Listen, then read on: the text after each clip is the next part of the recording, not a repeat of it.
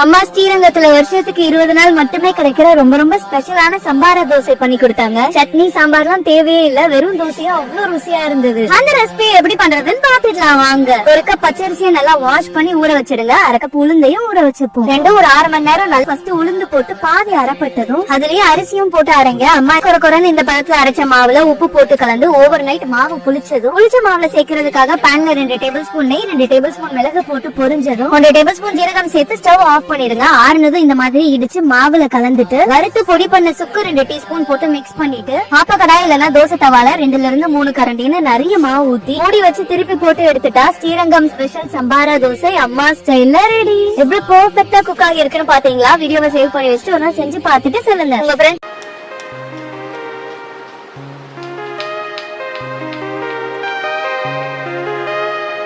அம்மா பண்ற இந்த ஸ்டைல் தக்காளி சாதம் தான் 90s கிட்ஸோட லஞ்ச் டப்பா தக்காளி சாதம். குயிக்கா 5 நிமிஷத்துல அட்டகாசமான ஒரு லஞ்ச் பேக் பண்ணணும்னா இந்த ரெசிபி கண்டிப்பா சேவ் பண்ணி வச்சுக்கோங்க. எப்படி பண்றதுன்னு பாத்துடலாம் வாங்க. சட்டியில 4 டேபிள் ஸ்பூன் எண்ணெய், 1 டீஸ்பூன் கடுகு, 1 டேபிள் ஸ்பூன் உடைச்ச உளுத்தம் பருப்பு, கருவேப்பிலை போட்டு பொரிஞ்சதும் இருந்தா முந்திரி ஆட் பண்ணிக்கோங்க, ஆப்ஷனல் தான். இதுலயே 3 பச்சை மிளகாவை விதை இல்லாம இப்படி ஸ்லைஸ் பண்ணி ஆட் பண்ணிப்போம். ஒரு பெரிய ஸ்லைஸ் பண்ண வெங்காயம் போட்டு வதக்கிட்டு அதே அளவு தக்காளி சேர்த்து பாதி வதங்கினதும் 1 டீஸ்பூன் மஞ்சள் தூள் போட்டு பச்சை வாசம் அடங்கினதும் தேவையான அளவு உப்பு சேர்த்து பரட்டிட்டு ஒரு கப் உதிரி சேர்த்து கலந்துட்டா நம்ம அம்மா எல்லாம் பேக் பண்ணி கொடுக்கிற தக்காளி சாதம் ரெடி. இது மட்டும் இல்ல, இன்னும் டைம் இருந்தா நல்லா வதக்கி தக்காளி தொக்கு மாதிரி செஞ்சு சாதம் போட்டு கிளறி பேக் பண்ணி கொடுப்பாங்க. இப்பெல்லாம் தக்காளி சாதத்தை பிரிஞ்சி ஸ்டைல்ல தானே பண்றோம். ஆனா இந்த மாதிரி யாரெல்லாம் சாப்பிட்டிருக்கீங்கன்னு கீழே கமெண்ட்ஸ்ல ஷேர் பண்ணிக்கோங்க. அப்படியே இந்த ரெசிபி உங்க பேச்சுலர் ஃப்ரெண்ட்ஸ்க்கு ஷேர் பண்ணி விட்டுருங்க.